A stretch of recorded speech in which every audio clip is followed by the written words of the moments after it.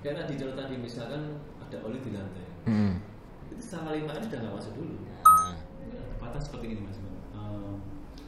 Beritahu saya akan salam safety. Wis, selamat datang di KMI Ngobat, ngobrol bareng tokoh. Apa teman-teman? Data dari BPJS Kesehatan mencatat setiap harinya ada 12 pekerja yang mengalami cacat permanen dan 7 pekerja yang meninggal dunia akibat kecelakaan kerja. Industri manufaktur menyumbang angka yang cukup besar, yakni sebesar 63,6%. Salah satu pencegahan yang dapat dilakukan adalah dengan menerapkan K3 untuk meminimalisir terjadinya kecelakaan kerja. Sobat Kreasi, selamat datang di KMI Ngobat, ngobrol bareng tokoh, episode yang kedua, di mana pada kesempatan kali ini saya akan ajak Sobat Kreasi semua untuk membahas tentang K3 dalam industri manufaktur. Dan tentunya saya tidak sendirian, karena pada kesempatan kali ini saya sudah ditemani oleh seorang tokoh yang sudah sangat berpengalaman di industri manufaktur, sudah puluhan tahun berkecimpung di dunia ini. Dan mari saya perkenalkan semua ke Sobat Kreasi. Sudah bersama saya, ini dia Pak Hardono. Pak Don. Ya, Mas Don. Gimana kabarnya Pak Don? Alhamdulillah sehat. Sebenarnya agak canggung saya nanya soal kabarnya Pak Dono ya, karena Pak Dono ini kan setahun terakhir di Kreasi Muda Indonesia dan Solo Abadi di bawah naungan grup yang sama, Solo Abadi Group, dan kita juga satu kantor. Saya juga setiap hari ketemu Pak Dono, melihat Pak Dono, agak aneh juga kalau saya nanya gimana kabarnya, sehat apa enggak gitu. Jadi saya enggak akan nanya itu. Oke Pak Don, gimana kabarnya, sehat? Agak santai ya Pak Dan ya. Oke, Sobat Kreasi, ini dia tamu kita pada episode yang kedua, yaitu Pak Hardono. Tadi sudah saya singgung sedikit ya Pak Don tentang pengalaman Pak Dono yang sudah puluhan tahun di industri manufaktur dan akhir-akhir ini juga bareng Kreasi Muda Indonesia dan Solo Abadi. Boleh Pak Don diceritain lagi ke Sobat Kreasi semua, pengalaman Pak Dono sejauh ini tuh sampai mana, basic pendidikannya apa, lalu proyek-proyek sebelumnya sebelum di Kreasi Muda Indonesia dan Solo Abadi itu seperti apa? Monggo Pak Dono diceritakan. Terima kasih Mas Iwan. Perkenalkan saya Hardono ya. Basic pendidikan tadi dari D3 Admi Surakarta. Pengalaman kerja saya sebelumnya kerja di perusahaan manufaktur yang ada di Solo. Tepatnya di Karanganyar, itu terhitung perusahaan manufaktur yang terbesar di Solo. Wow. Proyek-proyek yang pernah kita handle dulu ya, itu beberapa proyek dari OM, kayak mungkin dari punyanya Daihatsu, kayak punyanya KTP, gitu. Jadi dari situlah banyak pengalaman di bidang manufaktur, gitu Mas. Oke, nah setahun terakhir Pak Dono kan masuk ke Kreasi Muda Indonesia dan Solo Abadi. Boleh diceritain Pak Dono ngerjain apa aja selama setahun ini? Oke, di Solo Abadi ya, Menteri Solo Abadi Group ya. Pertama saya ngerjain di sistem manajemen legislatif. Jadi memang dari awal di perusahaan ini ya, beberapa dari sistem manajemen itu memang belum begitu tertata ya. Oke. Mas sudah sebelumnya juga ada, tapi belum begitu tertata ya. Nah di sini saya ditugas sama owner kemudian untuk membenahi dari sistem itu. Gitu. Oke Pak Don. Setahun ini kan apa ya? Pak Dono ini di lingkungan Kreasi Muda Indonesia dan Solo Abadi kan punya persona yang sangat kuat. Serius, Pak Dono ini punya persona yang sangat kuat, yaitu dikenal sebagai seorang anak metal. Meskipun jiwa dan karakternya dangdut. Karena kan tiap hari Pak Dono itu pakai kaos anak-anak metal gitu kan, Dream Theater, Sepultura, meskipun dalam hati ya dengerin Kartonyo Nomor Janji kan, Satru 2 juga ya. Dan karena ini Pak Dono juga diberikan cap lah sama teman-teman di sini, metalidut. Metal dangdut. Saya kasih waktu Pak Dono untuk ya mungkin kalau mau Pak Dono mau klarifikasi ke teman-teman soal metalidut ini seperti apa, monggo Pak Dono. Oke, terima kasih. Sebenarnya gini ya, itu sebutan metalidut itu juga saya nggak tahu dari mana. Kalau masalah musik yang sering dengerin dangdut itu kan juga dari teman-teman sering muter gitu. Iya. Mau nggak mau ya tetap harus dengar. Iya. Malah dalam satu ruangan musiknya kayak gitu. Tapi sebenarnya basic dari saya sendiri sebenarnya memang dari kecil itu sudah suka musik cadas gitu. Wis. Metal itu memang dari kecil. Gitu. Berarti emang suka. Iya, tapi saya memang nggak menolak genre musik apa. Oke. Gitu. Jadi semua masuk, tapi kalau disuruh milih satu ya iya. cadas. Iya. Oh, sangat metal sekali kan. Iya. Oke Pak Don. Oke. Oke Sobat Kreasi, sebelumnya mohon maaf ya karena ya namanya juga Kreasi Muda Indonesia kan perusahaan manufaktur. Apabila ada distraksi suara mesin las atau pukulan besi dengan besi, maklumi aja, namanya juga perusahaan manufaktur. Betul. Oke Pak Don, kita mulai bahas ya soal K3. Kalau saya boleh tanya, sebenarnya apa sih yang dimaksud dengan keselamatan dan kesehatan kerja itu? Oke. Namanya aja juga K3. Ya. Panjangannya sebenarnya maksud juga dalam Iya. keselamatan dan kesehatan kerja. Ya. Otomatis kan juga berhubungan dua hal tersebut. Sebenarnya dari K3 sendiri itu mulai terkenal sejak tahun 70-an ya Mas Juwan ya. Yeah. Khususnya setelah pemerintah hari itu membentuk Undang-Undang Nomor 1 tahun 1970 tentang keselamatan kerja. Yeah. Itu mulai terkenal. Terus kebetulan ada peraturan pemerintah lanjutannya yaitu di peraturan pemerintah Nomor 50 tahun 2012. Dan peraturan yang ini itu tentang penerapan. Okay. Penerapan dari sistem manajemen keselamatan dan kesehatan kerja membuat pengertian K3 dalam pasal 1 ayat 2. Itu yang bunyinya di situ disebutkan bahwa keselamatan dan kesehatan kerja merupakan segala bentuk kegiatan yang bertujuan memberikan jaminan perlindungan atas keselamatan dan kesehatan tenaga kerja baik dari kecelakaan maupun penyakit sehubungan dengan aktivitas kerja. Oke, berarti sederhananya harus selamat dulu baru sehat ya Pak. Iya. Oke. Selanjutnya kalau gitu pentingnya K3 ini apa Pak Don untuk industri manufaktur? Gini.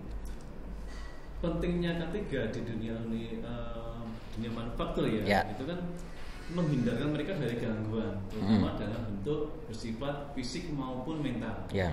Oke. Untuk penerapannya sendiri, K3 juga dimaksudkan untuk meningkatkan efisiensi kerja. Oke. Jadi intinya gini, kalau dari sisi K3-nya di perusahaan berjalan, logikanya secara efisiensi kerja juga akan. Oke, berarti memang dampaknya cukup besar ya, tidak hanya sangkut pautnya tentang selamat dan sehat saja, tetapi rantainya ini cukup panjang. Oke Pak Don, tapi kan meskipun K3 ini coba untuk diterapkan, tapi tetap ada saja 1-2 faktor yang menyebabkan kecelakaan kerja. Nah kira-kira apa aja sih Pak Don yang kemungkinan yang bisa membuat kecelakaan kerja itu terjadi? Oke, biasanya kalau faktor penyebab kecelakaan kerja itu dua hal ya Mas. Ya. Yang pertama perilaku yang tidak aman. Itu kalau perilaku yang tidak aman itu cenderung dari humannya sendiri sebenarnya. Oke. Iya, dari sifatnya mulai dari sembrono, tidak hati-hati, tidak mematuhi peraturan atau septisinnya. Yang ketiga tidak mengikuti standar prosedur kerja, dan yang keempat tidak memakai alat pelindung diri. Gitu Mas. Oke. Kalau dari sisi humannya ya. Oke. Kalau dari yang lain? Kalau satunya lagi dari sisi kondisi lingkungan kerja yang tidak aman. Contohnya apa? Misalkan di lantai itu kalau dunia manufaktur ya banyak kondisi oleh berjajaran. Terus yang kedua instalasi listrik yang semrawut, itu kan juga bisa menimbulkan bahaya. Berarti memang ada faktor-faktor yang menyebabkan terjadinya kecelakaan kerja. Kayak kalau misalkan ada faktor kimia atau fisik atau psikologis juga, apakah itu juga akan mempengaruhi kinerja seorang pekerja? Oke. Selanjutnya Pak Dono, kalau asumsikan bahwa kecelakaan kerja itu terjadi, otomatis kan akan membawa dampak yang cukup besar. Iya, betul. Rantainya kan cukup panjang. Nah, kira-kira dampaknya apa aja sih kalau terjadi kecelakaan kerja, baik untuk pekerjanya maupun perusahaannya juga?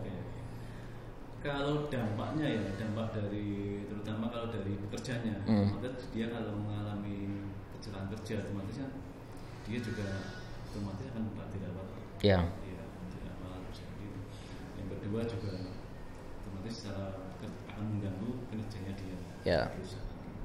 Terus dari sisi perusahaan itu kerugiannya gini, banyak biaya yang harus dikeluarkan untuk biaya perawatan manpowernya tersebut. Gitu. Selain itu juga pengobatan, intinya banyak waktu yang akan hilang. Ya.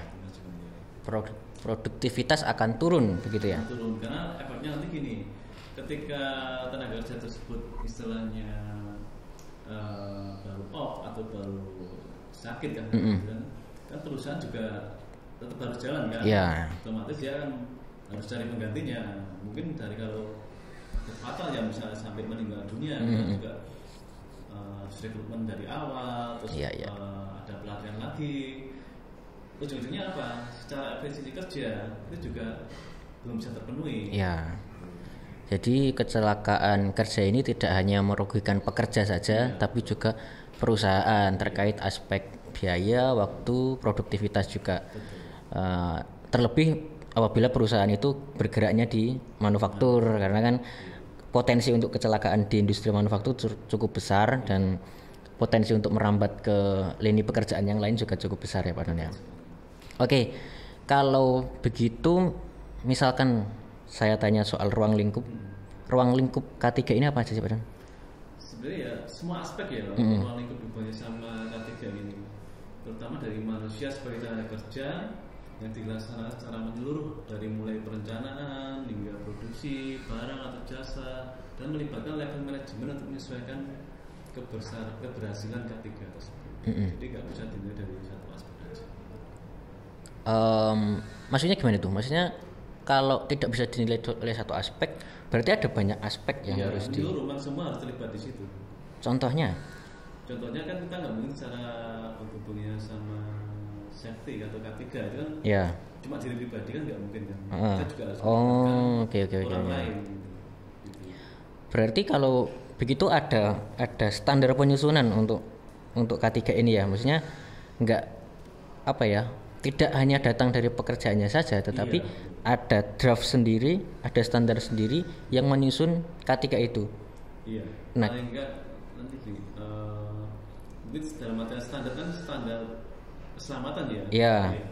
Berarti apa aja itu Pak Don? Tolok ukur untuk standar keselamatan dan kesehatan kerja bisa dinilai sudah baik itu standarnya seperti apa? Ini untuk penilaian dari K3 sendiri sebenarnya kan ada beberapa aspek ya. Misalkan dari sisi kondisi lapangan. Lapangan itu aman nggak sebenarnya, ada safety seal enggak yang menandakan bahwa area itu bahaya atau bahan-bahan itu bahaya. Itu. Terus yang kedua dari sisi humannya, dia tahu nggak masalah K3 ini. Mungkin juga harus diadakan masalah pelatihan juga ya. Pemahaman masalah K3. Jangan sampai dari sisi mungkin lingkungan kita sudah berusaha menyiapkan safety seal-nya, rambu-rambu, terus tempat kerja, tapi dari manpower-nya sendiri sebenarnya belum tahu itu apa. Oke. Berarti memang rangkaiannya cukup banyak. Iya. Kalau bicara soal manpower tadi yang kurang paham seperti apa? Contohnya coba kita bikin itu aja Pak Don. Bikin contoh yang supaya pemahamannya lebih mudah. Misalkan di tempat kita itu kayak ini. Pada saat proses drilling, itu kan rawan sekali kalau kita saat proses nggak pakai kacamata. Kan seharusnya pakai kacamata. Jangan sampai nanti gram atau chipnya itu kena mata. Itu kan bahaya sekali. Maniman lah kasar seperti itu. Dia nggak tahu itu harus pakai kacamata. Gitu. Yang kedua, apalagi misalnya proses bubut kalau tempat kita ya, paling kan juga mungkin harus tangan. Itu jangan sampai tangan tergores karena faktor gram atau chip tadi. Kalau misalkan ada semacam tuntutan yang belum selesai, contoh apa? Kalau standarnya itu sudah dibentuk kan berarti sudah ada sudah ada standar-standar yang harus dipenuhi. Misalkan saya ngerjain mesin bubut harus melakukan pekerjaan 1 menit sekian, otomatis 1 jam sekian. kalau misalkan ini tidak bisa dicapai, itu ada faktor apa aja yang mempengaruhi kenapa kok ini tidak bisa dicapai padahal? Oke, hubungannya sama target ya, kalau hubungan sama produksi, Ya. target produksi ya, itu mungkin ada beberapa faktor. Mungkin salah satunya kalau kita kenal sebenarnya ada 4M itu ya. Masalah mungkin dari manpowernya, Oke. yang kedua masalah mesinnya, yang ketiga masalah apa itu metodenya, yang keempat masalah material. Dari mana aja itu sumber masalah itu bisa ditemukan. Oke. Gitu. Misalkan dari M pertama, Misalnya kita mau ya, manpower gitu. manpower. Kalau kita logika misalkan estimasi waktu itu dalam pekerjaannya sekretariat 1 menit, Ya. logikanya dalam 1 jam kan dapatnya 60 kan? Ya. Iya. Kalau pas saat dalam 1 jam itu nggak ada kendala apa-apa, misalkan hasil cuma ke 30, why? Ya. Sedangkan nggak ada problem apa-apa. Berarti memang kendala di manpowernya. Mungkin bisa jadi dia lambat. Oke. Seperti itu. Oke. Terus selanjutnya yang M kedua, Kita ngomong yang masalah yang kedua, masalah mesin. Oh, kerusakan Kalau mesin ya. mesinnya sering trouble, ya, ada mungkin tingkat kepresisiannya kurang bagus, kita juga timbul masalah juga. Ya. Misalnya kita mau ngejar ukuran 30 lah, gitu, plus minus misalnya 0,1, itu kan mesin itu nggak bisa mencapai, sering blong gitu. Ya. Makanya juga akan mempengaruhi hasil. Kan? Ya. Percuma kita ngerjain misalkan dapat 30, yang reject 10 itu juga nggak bagus juga. Gitu. Oke, berarti memang faktornya juga nggak hanya 1-2 tapi cukup banyak ya Pak Dan ya. Oke, kembali ke standar tadi. Soal ruang lingkup dan standarnya kan cukup panjang ya untuk menerapkan K3. Iya. Ada nggak sih basic dari K3 ini, atau sebelum K3 hal-hal apa aja yang harus dipenuhi dahulu supaya untuk lebih mudah menerapkan K3 ini gitu? Oke, sebelum masuk ke K3, kita masuk dulu ke 5M. Ya. Ya, karena itu basic dari K3-nya. Sebenarnya memang ada keterkaitan antara 5R sama K3 ya. Ya. 5R itu saya jabarin dulu ya Mas Wan. Oke, silahkan. R yang pertama yaitu ringkas. Oke, R yang kedua yaitu rapi. R yang ketiga yaitu resik. Keempat rawat, kelima rajin. Oke. Yang pertama ringkas. Oke. Bayangannya gini. Kalau kita melihat di lingkungan kerja, ada banyak barang di situ. Kita harus statusnya barang itu apa? Dan barang apa? Dipisahkan antara barang yang terpakai dan tidak terpakai. Oke. Gitu. Pemilahan misalnya. Ya. Oke. Ketika di situ banyak barang yang berserakan, kita pilih yang dipakai mana? Tidak mana. Setelah dipisahkan, kita bersihkan dulu. Nanti kan barang-barang tersebut dibersihkan. Dan setelah dibersihkan, kita rapikan. Oke. Itu harapannya apa? Kalau kita ada pemilihan barang yang tidak dipakai itu kita buang, yang kita pakai itu kita simpan, terus kita bersihkan, kita rapikan, paling enggak itu kita udah melihat suasana kerja yang nyaman. Iya, lebih enak, lebih nyaman lah ya, lebih rapi. Jadi ketika nanti contoh ya Mas, di lapangan misalkan kita cari kunci gitu aja lah. Iya. Kalau sebelumnya nyari kunci kadang itu bingung di mana yang bawa siapa, namanya di mana itu. Kadang kita itu nyari kuncinya lebih lama daripada makainya. Iya. Nyari kunci bisa setengah jam, makainya cuma 5 menit. Iya. Iya. Makanya kalau ada 5R sudah jelas, oh kunci tempatnya di sana. Iya. Kunci juga udah bersih, rapi. Iya. Oke. Kalau sudah 3R ya, Iya. ini yang berat ini, rawat. Oh, oke. Itu butuh komitmen. Ya. Setelah 3R tersebut kita butuh komitmen untuk merawatnya. Dibiasakan terus seperti itu. Berarti itu enggak harus memang dimulai dari diri sendiri, memang, tapi ya harus bareng-bareng juga untuk merawat itu. Iya, jadi dirawat bareng-bareng. Jangan sampai satu orang yang istilahnya merawat 5R, yang satu ini enggak sama. Iya, sama aja bohong Sama gitu. aja bohong. Memang itu harus dikondisikan ya. Tuh. Setelah kita rawat, kita harus rajin. Tiap hari kalau ada kotor kita bersihkan. Kalau ada yang bersangkutan kembalikan ke tempatnya, seperti itu. Dan itu butuh komitmen dari bersama, nggak bisa diri-diri di sini aja nggak bisa. Oke, Berarti 5R pun juga harus bertahap ya Pak Dan ya, harus ringkesnya dulu baru yang terakhir rajin untuk merawat semua tadi. Lalu untuk yang ketiganya, maksudnya kalau misalkan 5R ini sudah bisa dipenuhi, untuk menerapkan ketiga akan lebih mudah. Lebih mudah. Contoh misalnya keselamatan. Kayak tadi contoh tadi misalkan ada oli di lantai. Itu sama 5R sudah nggak masuk dulu. Iya benar. Iya. Itu nggak mungkin kondisinya AC. Ada oli berjalan di situ. Iya. Dan itu bisa menyebabkan kecelakaan kerja. Iya. Contoh yang kedua ya tadi kabel. Sering juga menjumpai kabel itu semerawut itu loh Mas Jody. Iya. Nah, kalau di situ kan otomatis nggak rapi juga kan. Jangan-jangan nanti keinjak malah setrum itu. Iya. Menyebabkan kecelakaan juga. Kecelakaan kerja juga seperti itu. Berarti ya menerapkan ketiga memang tidak mudah, tapi ada dasarnya dulu yaitu 5R tadi. Kalau 5R sudah terbiasa, potensi untuk menerapkan K3 akan lebih mudah. Oke Pak Don, kita sudah sampai di pertanyaan-pertanyaan terakhir.